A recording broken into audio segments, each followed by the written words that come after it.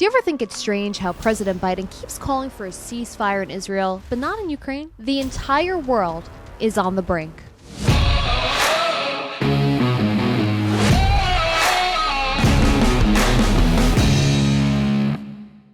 Now, I thought it could not get any worse after what I have seen this weekend, but I was wrong. Hamas is now threatening live executions of Israeli hostages for every bomb that goes off in Gaza and kills a civilian. And of course, they'll continue to tell you that this is done in the name of decolonization, which, for those of you who aren't woke, that just means ethnic cleansing. But Netanyahu vowed that Israel's response would, quote, echo for generations. Have a listen.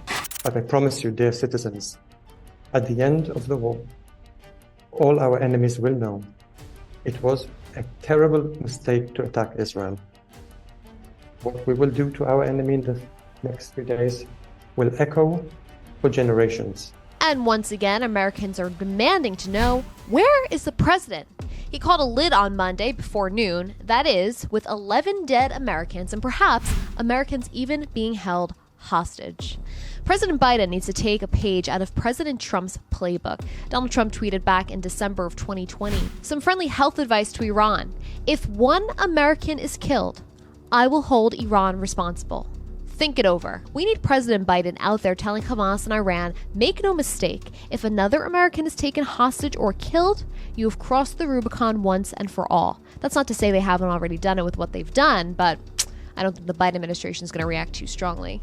That's not the only page that Biden should borrow, though. President Donald Trump, he cut Palestinian aid when he was in office after the Palestinian Authority boycotted peace efforts that Trump was trying to negotiate between them and Israel. Now they thought they could play hardball, so it turns out that Trump literally just took the ball, chucked it in their face, and walked off. Of course, President Biden, because he is the administration of humanitarian, he restored the aid.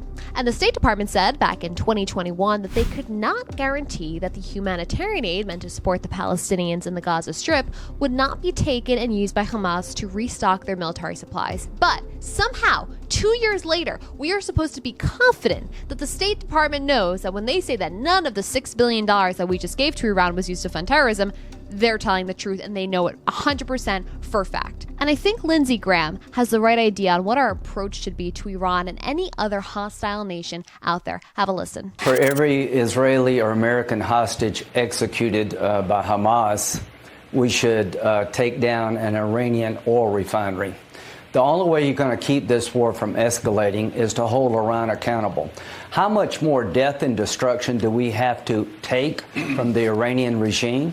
I am confident this was planned and funded by the Iranians. Hamas is a bunch of animals who deserve to be treated like animals. So if I was Israel, I would go in on the ground. There is no truce to be had here. I would dismantle Hamas. This is the best opportunity Israel has to destroy Hamas. Take it to the Iranians. If you harm one American in Syria by using your Iranian militia against us in Syria, if you escalate the war by urging Hezbollah to attack Israel in the north, if Hamas kills one American or Israeli hostage, we're going to blow up your oil refineries and put you out of business. It is now time to take the war to the Ayatollah's backyard. There comes a point, and that point is now we need to end this cycle of violence once and for all. And I want to stay on this topic because this is just not one that we can look away from. So-called international women's rights organizations have remained silent as Israeli women have been killed, raped, degraded, paraded through the streets bleeding. The Me Too movement, which literally came about because it wanted to give these survivors of sexual assault a voice, have remained mum.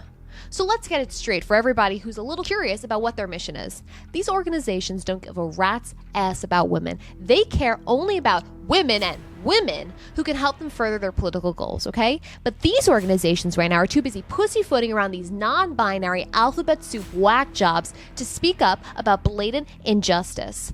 And I just want to close today's episode by reading a very famous quote. I'm sure most of you know it. It's by a man whose name I unfortunately cannot pronounce. I think I'd butcher it, but you will see it on the screen. First, they came for the socialist, and I did not speak out because I was not a socialist. Then they came for the trade unionist. I did not speak out because I was not a trade unionist. Then they came for the Jews, and I did not speak out because I was not a Jew. Then they came for me, and there was no one left to speak for me. The silence that we have experienced this weekend is deafening. If we don't speak out about the injustice today, we will be speaking of the injustice in 50 years from now when we're recounting what, God forbid, could be a second Holocaust. For every single person out there that has justified what Hamas has been doing, that keeps saying it's for the Palestinian cause, I beg of you to step outside of your fragile little political ego and look at the victims of what has gone on and tell me you don't feel sympathy for them. And if you can tell me that, then I truly believe you're a spawn of the devil, because how does someone look at those innocent people and not say that is wrong? And you want to support Palestinians and whatever the cause that you believe in so much, you can support innocent Palestinians who, mind you, are being used as human shields by Hamas. But to support Hamas, a terrorist organization, shame on you. Folks, more tomorrow on The Brink.